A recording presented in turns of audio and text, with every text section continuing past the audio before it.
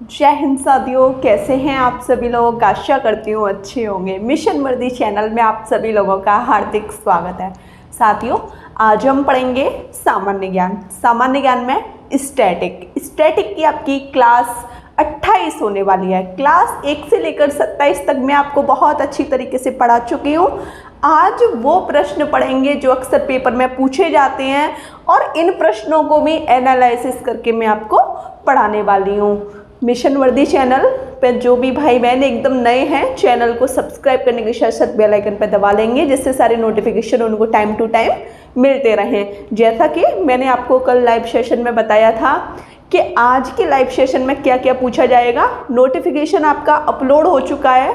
आप मिशन वर्दी चैनल पे जाइए, नोटिफिकेशन देखिए और उसके हिसाब से पढ़ के आइएगा आज के लाइव सेशन में। ठीक है, तो देख लीजिए आज आपकी क्लास 28 है। पहला क्वेश्चन क्या है? पहला क्वेश्चन कह रहा है भारत की पहली महिला राष्ट्रपति। बहुत इंपॉर्टेंट आपका क्वेश्चन है। तो आप बता दोगे कि भारत की जो पहली महिला राष्ट्रपति थी वो कौन थी? ये थी श्रीमती प्रतिभा देवी पाटिल। भारत की पहली महिला राष्ट्रपति, भारत की पहली महिला राष्ट्रपति ये थी। अब ये पूछा जाए कि ये किस नंबर की थी? ऐसा तो है नहीं कि पहले ही नंबर की हो। पहले नंबर के पूछे जाएं कि बताइए भारत के पहले राष्ट्रपति कौन थे, तो आप बता दोगे डॉक्टर राजेंद्र प्रसाद। ये भारत के पहले नंबर के राष्ट्रपति थे। मतलब पहले नंबर समझ रहे हो, नंबर 1। अब इनकी बात की जाए कि इनका जो नंबर था ये किस स्थान पे थी? ये 12वें नंबर पे थी। अब ये पूछा जाए कि वर्तमान में भारत की राष्ट्रपति कौन है, तो ये हैं द्रौपदी मुर्मू। अब इनका नंबर पूछा जाए कि बताइए ये किस नंबर की हैं, तो आप बता दोगे ये 15वें नंबर की हैं और वर्तमान में राष्ट्रपति हैं। ठीक है, अब देखो डॉक्टर राजेंद्र प्रसाद के बारे में पढ़ा। अब ये क्वेश्चन बनता है यहाँ से कि बताइए लगातार दो बार राष्ट्रपति के पद पर कौन रह चुके हैं? लगातार 2 बार राष्ट्रपति के पद पर कौन रह चुके हैं? तो वो हैं डॉक्टर राजेंद्र प्रसाद। ओके, और ये कहाँ के हैं डॉक्टर राजेंद्र प्रसाद? इनका जो मूल स्थान है ये बिहार के हैं। ठीक है, समझ गए। अब बात पूछी जाए कि श्रीमती प्रतिभा देवी पाटिल कहाँ की रहने वाली थी? ये थी आपकी महाराष्ट्र की। अब आपसे पूछा जाए बताइए विश्व की पहली महिला राष्ट्रपति, तो आप बताओगे मारिया रज़ावेल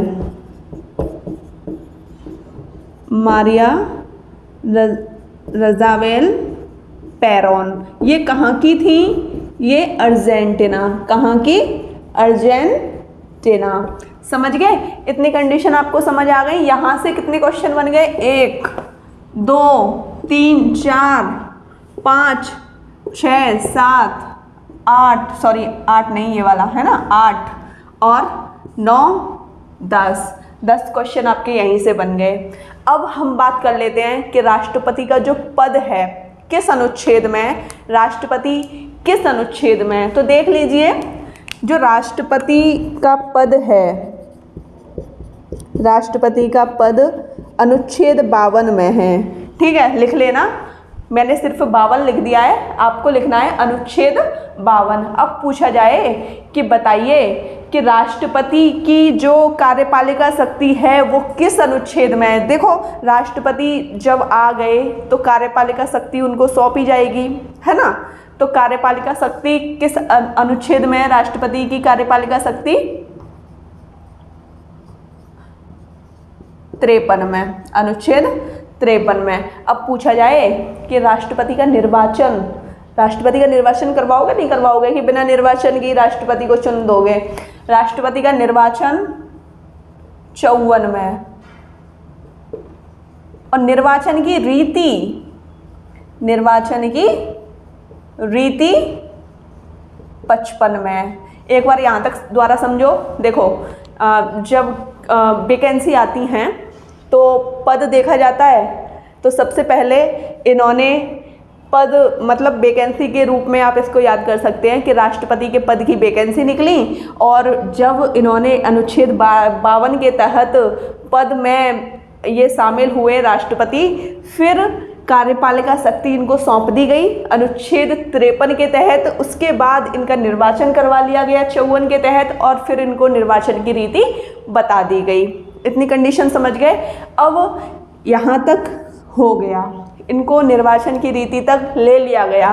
अब बात आती है राष्ट्रपति के जो पद की अवधि है, अवधि किस अनुच्छेद में? ये 56 में। अगर राष्ट्रपति का निर्वाचन दोबारा करवाना हो, पुनर्निर्वाचन की जो रीति है वो 57 में, पुनर्निर्वाचन की रीति 57 में। ठीक है। अब बात की जाए कि बताइए राष्ट्रपति को शपथ किस अनुच्छेद के तहत दिलाई जाएगी? तो शपथ दिलाई जाएगी 60 के तहत। समझ गए। और राष्ट्रपति पर महाभियोग क्या होता है? जो भी संविधान द्वारा प्रक्रिया चलाई जाती है राष्ट्रपति के खिलाफ, उसी को महाभियोग बोलते हैं। ठीक है। महाभियोग राष्ट्रपति का किस अनुच्छेद में? 61 में। अब भाई शपथ ले ली, यहाँ तक तो चलो ठीक है। अब महाभियोग कोई गलत काम हो गया, संविधान द्वारा जो भी मतलब शिकायत रूप में चलाया जाता है उसी को महाभियोग बोलते हैं, ये 61 में। अब बात आती है आपकी क्षमादान की शक्ति। राष्ट्रपति को एक शक्ति प्राप्त है, क्षमादान की शक्ति। ये अनुच्छेद 72 में है। किस अनुच्छेद में? अनुच्छेद 72 में। एक बार अच्छे से देख लीजिए इसको। ओके, दिख गया। ठीक है, अनुच्छेद 72। यहाँ तक आपको समझ आ गया? इसको पहले थोड़ा नोट डाउन कीजिए। जैसा कि मैंने आपको बताया कि महाभियोग की प्रक्रिया क्या होती है, क्षमादान करने की जो आर्टिकल है राष्ट्रपति को, वो आर्टिकल 72 है, और शपथ 60 में दिलाएंगे, महाभियोग उन पे 61 पे चलेगा, क्षमादान की शक्ति 72 में है। अब एक आर्टिकल आता है 123 आप देख लीजिए। अनुच्छेद 123 में क्या है? राष्ट्रपति की जो अध्यादेश जारी करने की शक्ति है, अध्यादेश जारी करने की शक्ति अनुच्छेद 123 में। बहुत इंपॉर्टेंट है, जो भी आर्टिकल आपको बताए गए हैं दिमाग में रखने हैं। ठीक है। जिस तरीके से मैंने बताए हैं उसी तरीके से दिमाग में रखोगे ना तो सारी चीज़ें क्लियर होती जाएंगी। अब यहाँ तक हो गया। अब राष्ट्रपति कैसे चुने जाएंगे? देखो, भारत के जो राष्ट्रपति हैं, एक तो भारत का नागरिक होना चाहिए, और कम से कम उम्र, पेपर में बहुत पूछा जाता है कि राष्ट्रपति के लिए जो कम से कम उम्र है, कम से कम उम्र कितने वर्ष होनी चाहिए? तो 35 वर्ष।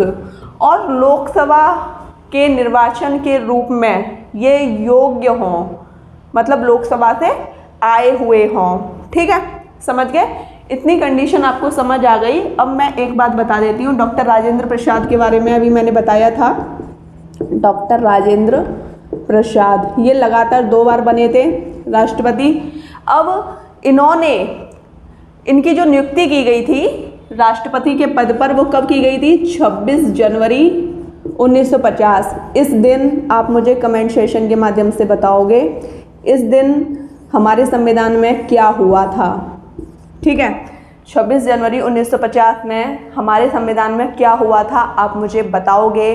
बहुत बड़ी तारीख है ये। ओके, इतनी कंडीशन आप समझ गए। अब देखो, भारत का नागरिक हो, पागल अथवा दिवालिया ना हो, है ना। पागल नहीं होना चाहिए राष्ट्रपति, दिवालिया नहीं होना चाहिए, तो उसको नहीं लिया जाएगा। अब देखो, इतनी कंडीशन समझे। 35 वर्ष इनकी आयु होनी चाहिए कम से कम। अब एक नोट पॉइंट आपको लिखना है, नीलम संजीव रेड्डी ऐसे राष्ट्रपति थे जो एक बार चुनाव में हार गए थे, ये चुनाव में हार गए थे, लेकिन फिर भी बिना विरोध के निर्विरोध राष्ट्रपति बने थे नीलम संजीव रेड्डी। मतलब एक बार चुनाव में हार गए थे, फिर भी निर्विरोध बिना विरोध के राष्ट्रपति रहे थे नीलम संजीव रेड्डी। राष्ट्रपति के बारे में मैंने आपको पूरा खुल के बताया है, अच्छी तरीके से बताया है, आर्टिकल बता दिए। अब हम पढ़ेंगे अपना दूसरा पॉइंट। साथियों, अब हम पढ़ेंगे मानव भूगोल। ये भी बहुत इम्पोर्टेंट है। अगर कभी भी पेपर में क्वेश्चन आ जाए तो आप हमेशा बता देना। हमको सब कुछ पढ़ना है, कोई भी चीज़ नहीं छोड़नी, ठीक है। मानव भूगोल मतलब कौन सा वर्ग है जो सबसे पहले आया, ये सब कुछ हमको पता होना चाहिए ना। तो देख लो, बीएस गुहा, ये एक वैज्ञानिक हैं, बीएस गुहा। इन्होंने भारतीय उपमहाद्वीप की प्रजातियों को 6 जाति समूहों में बांटा तथा उनके उपभेदों में बांटा। मतलब जाति समूह को इन्होंने 6 भागों में बांट दिया था और उपभेदों में भी बांट दिया था। किसने? बीएस गुहा ने। अब अगला पॉइंट देखो, निग्रिटो वर्ग कौन सा वर्ग था जो भारत में प्रवेश करने वाला सबसे पहला समूह था? तो आप बता दोगे निग्रिटो वर्ग। पता लग गया? इससे पहले कभी आपको पता था कि भारत में प्रवेश करने वाला पहला समूह कौन सा था? आज आपको पता लग गया, निग्रिटो वर्ग। अगला पॉइंट देखो, निग्रिटो के बाद कौन सा वर्ग आया? तो ये है आपका आद्य ऑस्ट्रेलॉइड वर्ग का आगमन निग्रिटो के बाद हुआ। यह दक्षिण भारत की आदिम प्रजाति है। अब आपसे पूछा जाए, बताओ कौन सा वर्ग है जो दक्षिण भारत की आदिम प्रजाति है? तो आप बता दोगे आद्य ऑस्ट्रेलॉइड वर्ग, जो कि निग्रिटो के बाद आया था। अगला पॉइंट, मंगोलॉइड वर्ग का मूल स्थान कहाँ से है? चीन से। मंगोलॉइड वर्ग का मूल स्थान कहाँ से है? चीन से, चाइना से। अगला पॉइंट, भारत की कुल जनसंख्या में सर्वाधिक जो बौद्ध हैं वो किस राज्य में पाए गए हैं? महाराष्ट्र में। 2011 की जनगणना के अनुसार, जैसा कि आप देख रहे हैं, मैंने 2011 की जनगणना के अनुसार बताया है, भारत की कुल जनसंख्या में जो सर्वाधिक बौद्ध हैं वो महाराष्ट्र में पाए गए हैं। अब आपका अगला पॉइंट कह रहा है, भारत की कुल जनसंख्या का कितने प्रतिशत मुस्लिम है? तो देख लीजिए, 14.23% मुसलमान हैं। सर्वाधिक जो मुसलमान है, सबसे ज़्यादा मुसलमान किस राज्य में? उत्तर प्रदेश में। सबसे ज़्यादा उत्तर प्रदेश में। और फिर दूसरे स्थान पर किस राज्य में सबसे ज़्यादा हैं? पश्चिम बंगाल में। तीसरे स्थान पर पूछा जाए तो बिहार में। ये सब कुछ, ये पूरा डाटा 2011 की जनगणना के अनुसार चल रहा है, ठीक है। जैसे ही नई जनगणना आएगी ये पूरा डाटा चेंज हो सकता है और होगा भी, है ना, क्योंकि कुछ भी जब नया होता है तो बहुत कुछ चेंज होता है। तो देख लो अगला पॉइंट, कुल ईसाई जनसंख्या की दृष्टि से केरल का पहला स्थान है। मतलब जो टोटल ईसाई हैं उनकी जो जनसंख्या है सबसे ज़्यादा कहाँ है, किस राज्य में? तो केरल में। और सबसे ज़्यादा प्रतिशत पूछा जाए, मतलब अनुपात की दृष्टि से पूछा जाए ईसाई में, अनुपात की दृष्टि से, तो आप बताओगे नागालैंड में। अगला पॉइंट देखो, अनुसूचित जाति, अनुसूचित जाति एससी जिनको हम बोलते हैं, शेड्यूल कास्ट। अनुसूचित जनजाति उनको एसटी बोलते हैं, शेड्यूल ट्राइब। बात हो रही है यहाँ पर एससी की।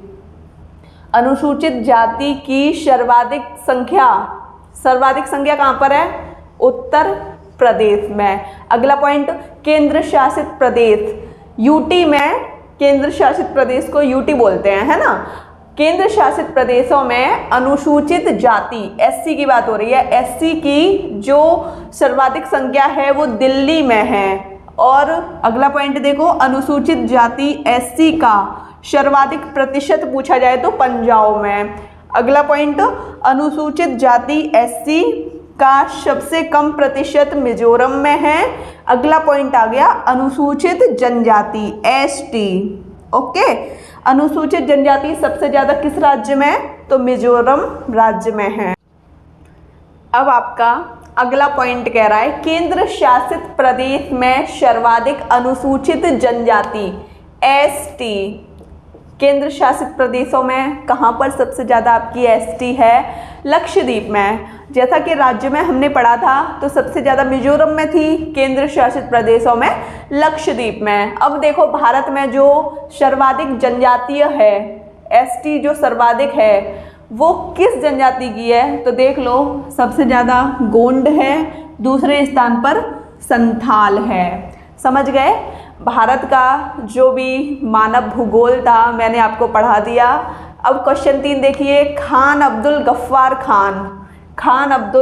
गफ्फार खान को सीमांत गांधी क्यों बोला जाता है? इनको सीमांत गांधी क्यों बोला जाता है ये आपको समझना है। पेपर के पॉइंट ऑफ व्यू से ये क्वेश्चन बहुत इम्पॉर्टेंट है। ये पता है खान अब्दुल गफ्फार खान ये महिलाओं के सम्मान के लिए, सम्मान, अधिकार और हितों के लिए लड़ते थे। जहाँ कुछ भी महिलाओं के साथ गलत होता था उसके लिए हमेशा इन्होंने अपनी आवाज़ उठाई है और कहीं कहीं ज़्यादातर इन्होंने सफलताएं भी पाई हैं। उन लोगों से भी इन्हें सम्मान मिला है जो लड़ाकू हिंसा से संबंधित थे। ठीक है, इसीलिए इनको सीमांत गांधी की उपाधि दी गई। सीमांत गांधी को हम फ्रंटियर गांधी भी बोलते हैं। सीमांत गांधी को फ्रंटियर गांधी भी बोलते हैं। जैसा कि अभी हमने जाना था खान अब्दुल गफ्फार खान को फ्रंटियर गांधी की, सीमांत गांधी की उपाधि दी गई। अब जान लीजिए महात्मा गांधी को राष्ट्रपिता की उपाधि क्यों दी गई? इतने अच्छे इन लोगों ने काम किए थे तभी तो इनको इतनी अच्छी उपाधियां दी गई। तो महात्मा गांधी को जो उपाधि दी गई वो इसलिए दी गई, इसके 3 पॉइंट बहुत ज़्यादा मुख्य हैं। अहिंसा के रास्ते पर चलने के लिए, हमेशा ये अहिंसा के रास्ते पर चलते थे, इस वजह से काफ़ी लोग इनसे प्रेरित थे और बहुत सारे लोग इनके पीछे चलते थे। मतलब मार्गदर्शक भी बहुत अच्छा करते थे। ये पूरे देश को एक साथ खड़ा करने के लिए बहुत ज़्यादा महत्वपूर्ण जो नाम लिया जाता है महात्मा गांधी का लिया जाता है।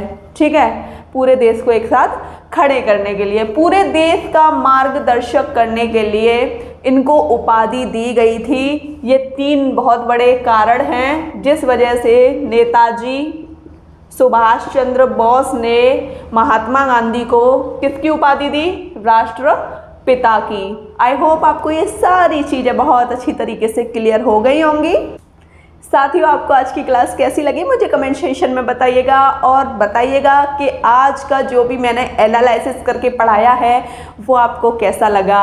वीडियो अच्छी लगी हो तो चैनल को सब्सक्राइब कीजिए, लाइक कीजिए, शेयर कीजिए और ज़्यादा से ज़्यादा कमेंट कीजिए।